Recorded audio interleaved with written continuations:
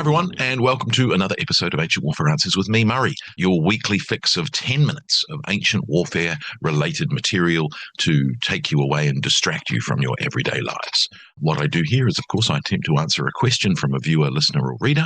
You can send me an email. You can comment on a previous video or podcast. You can send me a postcard. You can shout in the streets. The question I'm about to answer from Marc was indeed shouted in the streets. My ears burned, but I didn't actually hear the shout, but luckily he followed up with an email. So I'll follow that in a minute.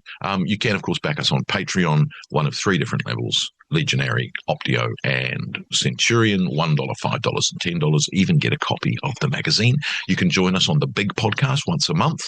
That is the Ancient Warfare podcast. And you can even listen along to the Ancient History podcast now.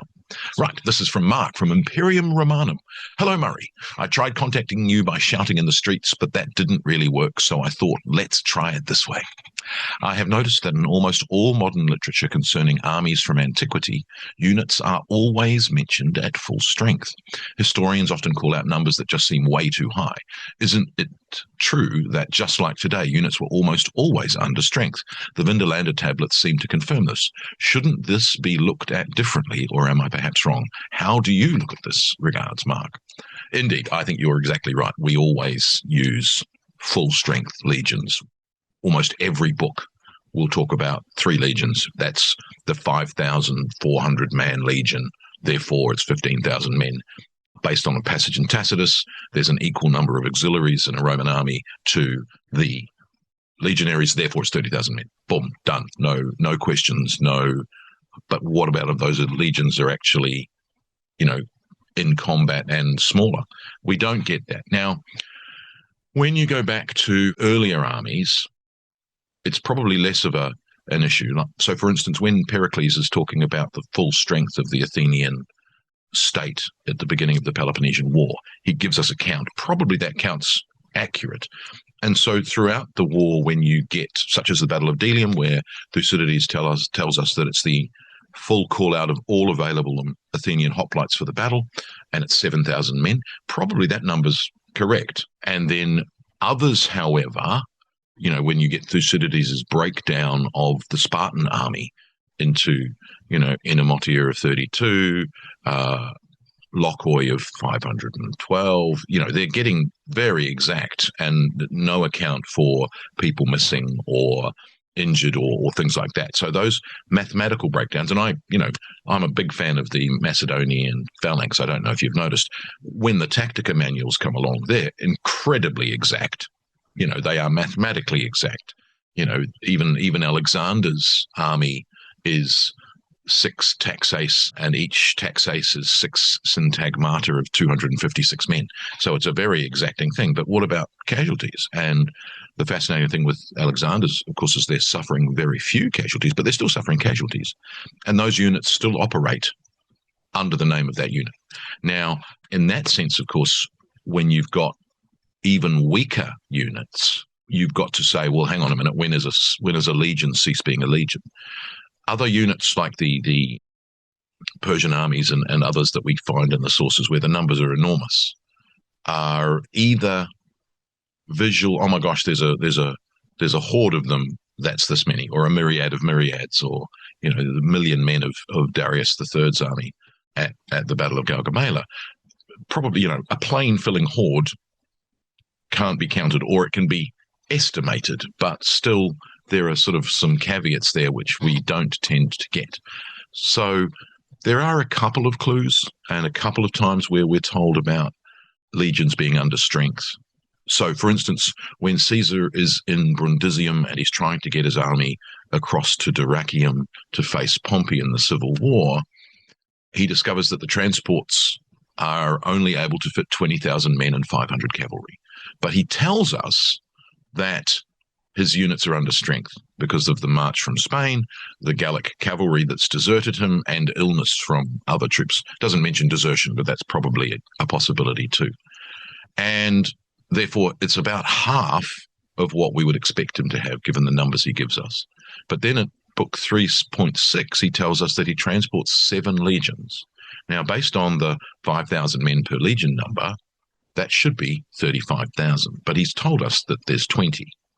And so, his 7 legions are transported across as 7 legions, but they are at almost half strength.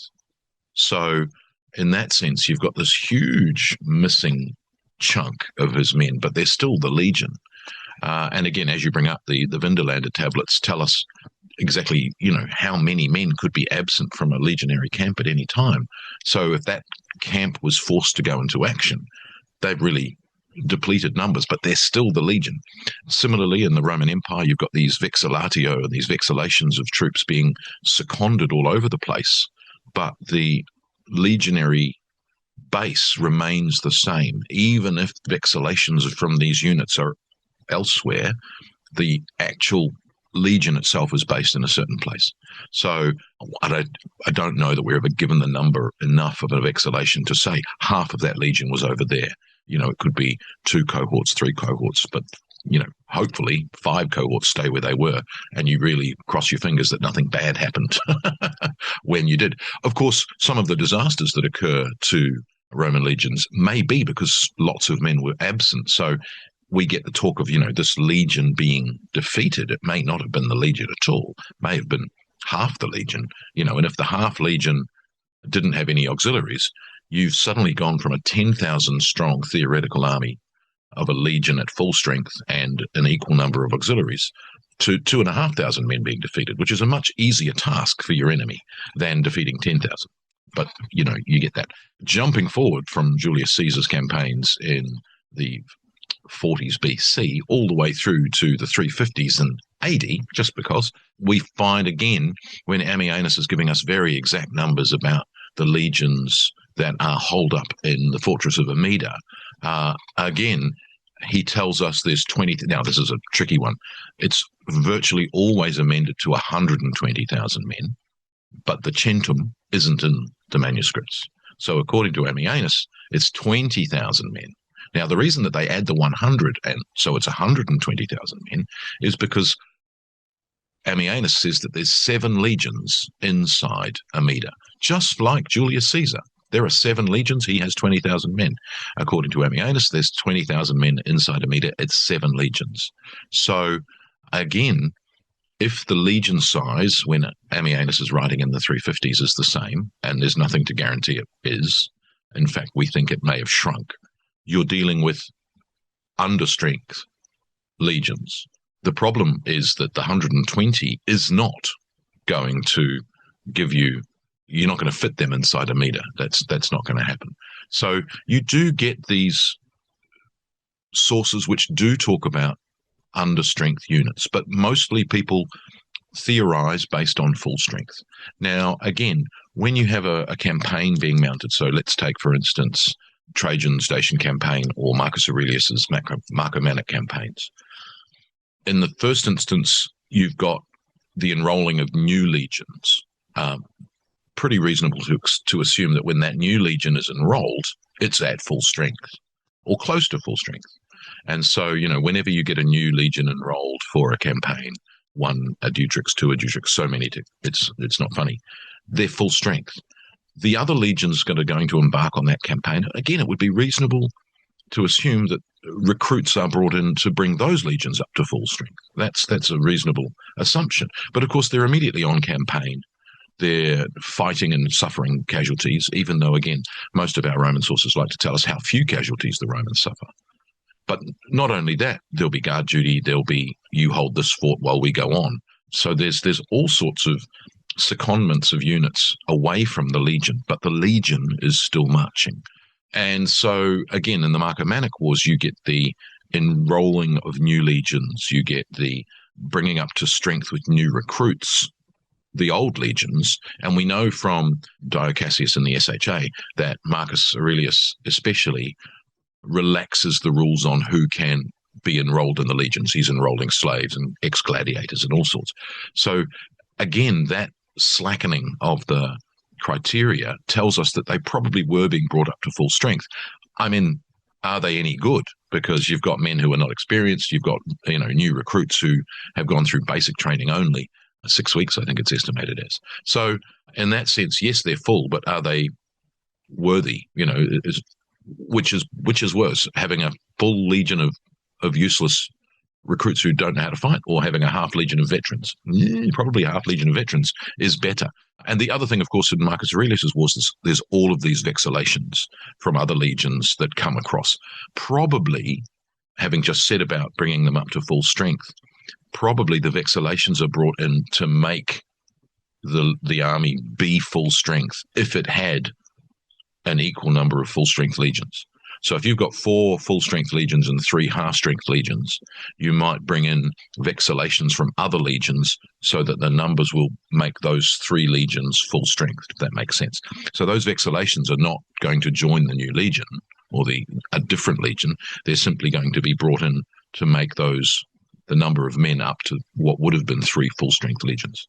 I think that's what's going on in Marcus Aurelius's wars. Similarly, he's recruiting auxilia in a way that breaks the rule. He's enlisting Germanic auxilia to fight Germanic enemies, which is a no-no. So you get that there as well. So I think you're right. I think that we should far more often talk about, whether we go down to half is a bit too far, but it should certainly not be always estimated that we've got full strength. We should have a range from, for instance, half strength to full strength. That should be the range of men available.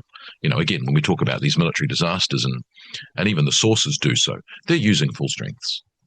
10 legions, it's 50,000 men.